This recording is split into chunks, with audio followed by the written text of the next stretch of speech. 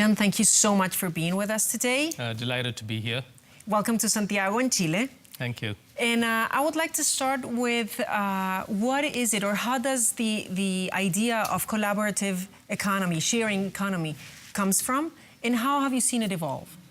Well, I think when the collaborative economy started, it was based in ideals of sharing, almost a socialist flavor to it. The idea that we could create a new way of organizing economic activity that would make the world a better place. I think what's happened over time is that we've defined a new blend of traditional capitalism with some crowd-based elements. And so we've redefined what the role of the large organization is, and we've empowered people who don't have to work for a company anymore, but can, in effect, run their own tiny business through a platform. In that sense, you've said in interviews, I think 2014, that collaborative economy is a great opportunity for developing countries. Do you still think that? Absolutely, because developing countries aren't as entrenched in the traditional model of large companies that employ full-time people.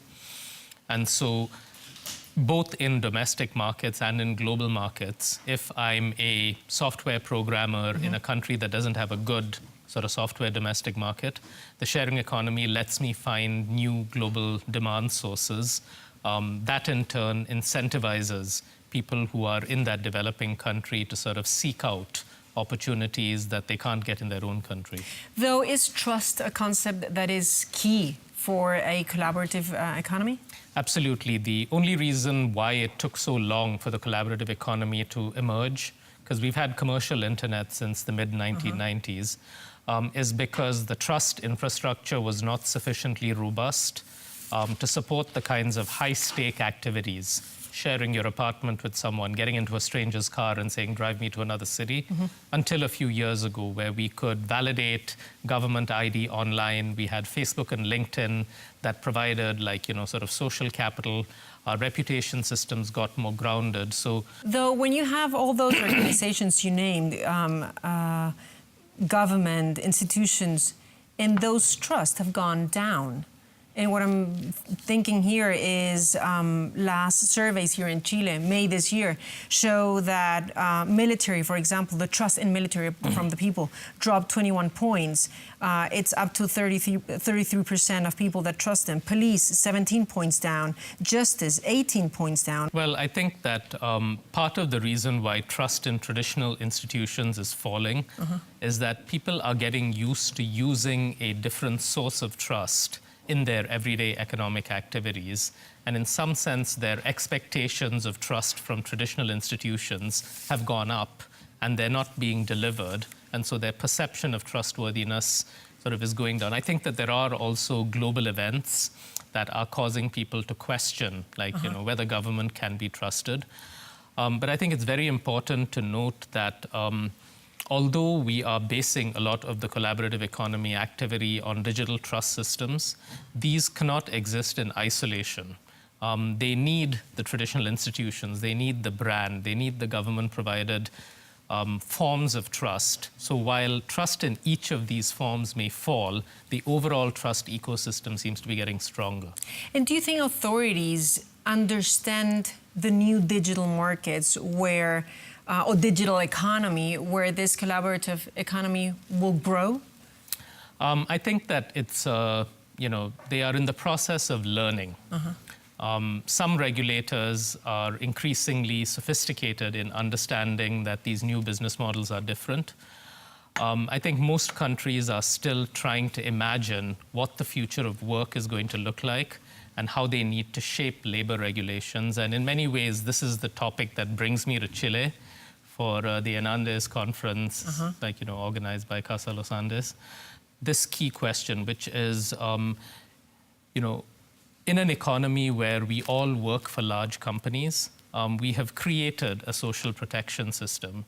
As we move to an economy where some people are sharing economy providers, some people are freelancers, some people are full-time employees, how do we update the social protection systems to recognize that there will be different ways of organizing work, and it's not a one-size-fits-all kind of protection system. You have a digital bill of rights. In the Yes. fourth one, you say users need to be able to participate directly in what affects them in the decision-making. Yes. Though, is that something that you see? Because it seems from outside that people just buy an app, are willing to pay for it, don't even read the terms and conditions, and just get, quote unquote, the problem solved.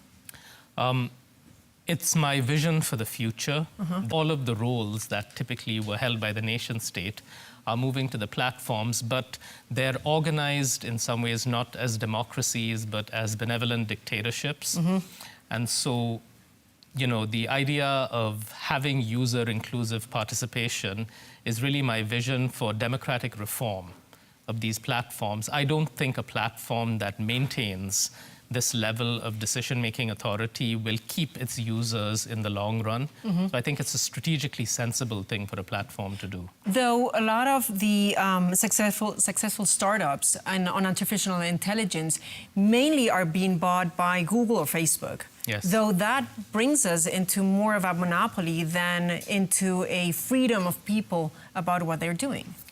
I think it's, the economics of platform businesses are such that we are bound to see for periods of time, for 10 years, 15 years, having dominant platforms who have monopoly power. We've been taught in the past to think that monopoly power is a bad thing. It's not necessarily a bad thing. It is the natural outcome of a lot of digital businesses. And so, 20 years ago, people looked at Microsoft and said, can any company be as big as Microsoft? They're going to control everything digital. Now we have Facebook, we have Google, we have Tencent, we have Alibaba, we have Apple, we have Amazon. And so I think in 20 years, we will have a new generation of large dominant platforms, but they're not necessarily going to be the same as the ones that are dominant today. Do you think new generations, millennials, centennials, are more trusting than people today? I actually, at least in the United States, I know that they are less trusting overall, but they are more trusting of experiences that are mediated by a digital system. But if you ask them about trust in your fellow human being, that has been steadily falling over time. And in many ways, I think the future of trust is not just me trusting another human being, but me trusting my interaction with that human being mediated by digital trust systems. Do you think that collaborative economy does get affected by circumstances like crises or like emergencies? Well, I think that the early rush of enthusiasm about the collaborative economy came during a time of recession where jobs were hard to find and people then sought out new ways of earning money. I think that if you have this kind of crisis, like the water crisis that you're alluding to, the collaborative economy models can actually be part of the solution. I think in times of crisis, people are more likely to look for innovative solutions and look for departures from the status quo. So in that sense, crisis is something that is a friend of the collaborative economy. Dr. Sandrarajan, thank you so much for being with us and talking to us. Thank you, Carolina. Have a great day. Thanks.